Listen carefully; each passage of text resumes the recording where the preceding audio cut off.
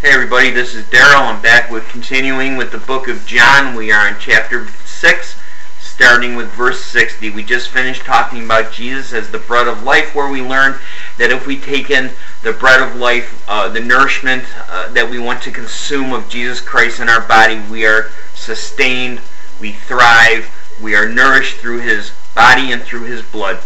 And some people may not quite understand this. If you're watching, quite getting a grasp of this yet, that's okay.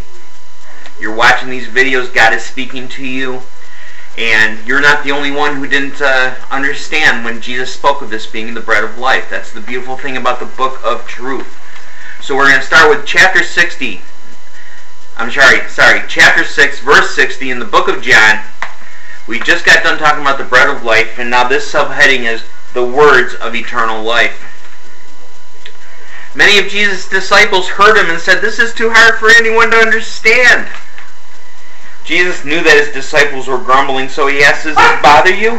What if you should see the Son of Man go up to heaven where he came from? The Spirit is the one who gives life. Human strength can do nothing. The words that I have spoken to you are from that life-giving Spirit. But some of you refuse to have faith in me." Jesus said this because from the beginning he knew who would have faith in him. He also knew which one would betray him. Then Jesus said, "You cannot come to me unless the Father makes you want to come. That is why I have told these things to all of you." Because of what Jesus said, many of his disciples turned their backs on him and stopped following him. Jesus then asked his 12 disciples if they were going to leave him. Simon Peter answered, "Lord, there is no one else that we can go to. Your words give eternal life. We have faith in you, and we are sure that you are God's Holy One."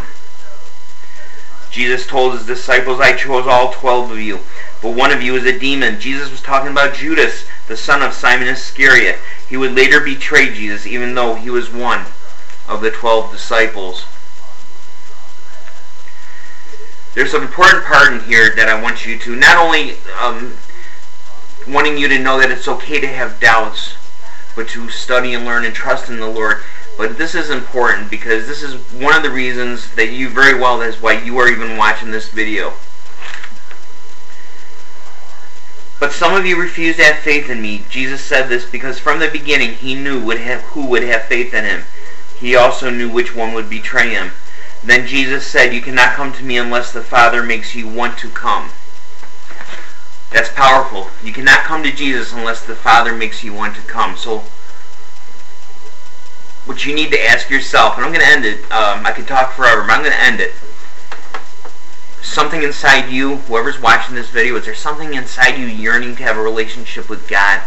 Perhaps you've just denied God in the past and just never even thought about it, or just felt it was a bunch of mumbo-jumbo BS religious stuff. That's not what I'm talking about. I'm talking about just you watching this camera. Is there something inside that wants to know what happens after we die? Is there something that wants to know why we are on this earth? Is there something inside you that says, who is the Creator? It's alright to believe in the science of creation.